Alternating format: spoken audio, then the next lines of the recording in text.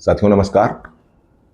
आज मैं एक बहुत महत्वपूर्ण मुद्दा जो कि किसी भी कर्मचारी को ड्यूटी में चोट लग जाने पर, जिसको कहीं कहीं हार्ट ऑन ड्यूटी बोलते हैं या इंजर्ड ऑन ड्यूटी, मतलब एचओडी और आईओडी कैसे मिलता है और किस मामलों में मिलता है, इसके क्या नियम हैं, इसके ऊपर मैं थोड़ा सा बात करने के लिए आया हूं।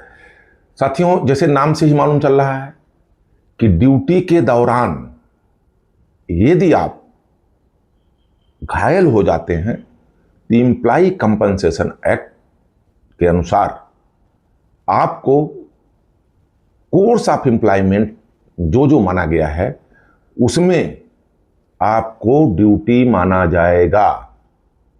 तो ये समझ लीजिए, आईओडी और एचओडी दोनों एक ही चीज है। कहीं कहीं इसको एचओडी बोलते हैं, किसी कहीं आईओडी बोलते हैं। अब इसकी जो शुरुआत कैसे होगी, कैसे देने का नियम है, पहली बात तो इसको पर्सनल डिपार्टमेंट से वेरीफाई कराना पड़ता है। और कहीं कहीं एक जैसे जो डायरेक्ट क्लियर केस है वहाँ एक विटनेस एक डायरी के माध्यम से, जैसे आप ड्यूटी में चल रहे हैं तो कंट्रोल से एक डायरी कराइए, या नहीं चल रहे हैं तो कोर्स तो उसको आप एक एप्लीकेशन दीजिए और रेलवे डॉक्टर सीख दे, जो भी दे, ये उसके ऊपर निर्भर नहीं करता है कि आपको रेलवे डॉक्टर ही तय करेगा। इसकी जो प्रक्रिया है उसके अनुसार होगी। अब आईओडी किस किस मामले में कहा जाता है इसके बारे में बता दूं। कोर्स ऑफ एम्प्लॉयमेंट, रोजगार के दौरान, कोर्स ऑफ एम्प्लॉयमेंट माने रोजगार के दौरान यदि आपको कोई चोट या दुर्घटना में होती है तो उसे आईओडी माना जाएगा। अब कोर्स ऑफ एम्प्लॉयमेंट किसको कहेंगे, इसको मैं थोड़ा सा बता दूं। जैसे आप अपने घर से, अपने रेलवे क्वार्टर से ड्यूटी के लिए निकले और रीजनेबल टाइम और डिस्टेंस पे कोई दुर्घटना हो जाती है, या घर लौटते समय ड्यूटी ऑफ करके रीजनेबल टाइम एंड डिस्टेंस में हो जाती है, तो इसे आईओडी एचओडी माना जाएगा।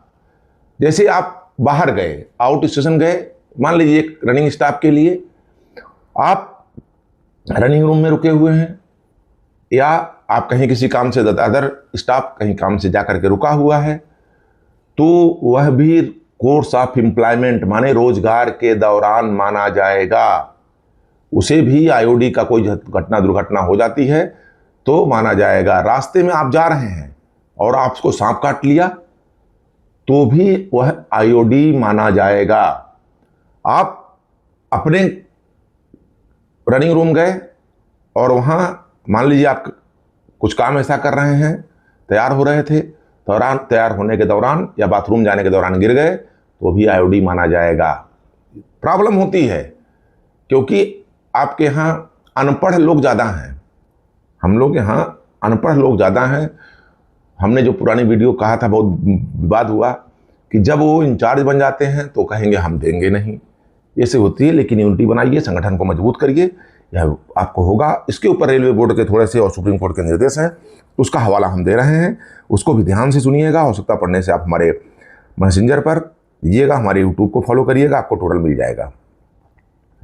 इसमें क्लियर कहता है कि आईओडी जो होगा, course of employment, an accident occurring to an employee while commuting from his residence to the place of employment for duty और from the place of employment to his residence after performing duty shall be deemed to have arise out of and in course of employment if nexus between the circumstances, time and place in which the accident occurred and his employment is established।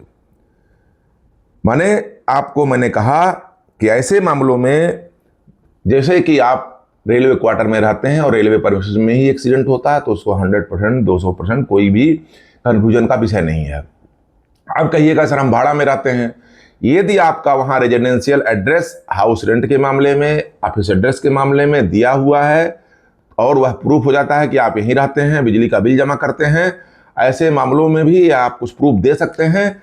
तो ऐसे मामलों में भी reasonable distance जो कि आपका परिधि में होता है, आपका परमिशन में होता है, रेलवे जो कि स्टेशन लिमिट जिसको बोलते हैं इस मामलों में, रेल की जुडिक्शन ऑफ रेलवे जो होता है मेडिकल मैनुअल में दिया हुआ है, वो उसके अनुसार आपको यह कोर्स ऑफ एम्प्लॉयमेंट माना जाएगा और टोटल पीरियड आपकी ऑन ड्यूटी की जाएगी। 6 महीना आपको फुल पे दिया जाएगा और 12 महीना आपको हाफ पे दिया जाएगा। ऐसे मामलों में यही अभी लेटेस्ट नियम है। धन्यवाद।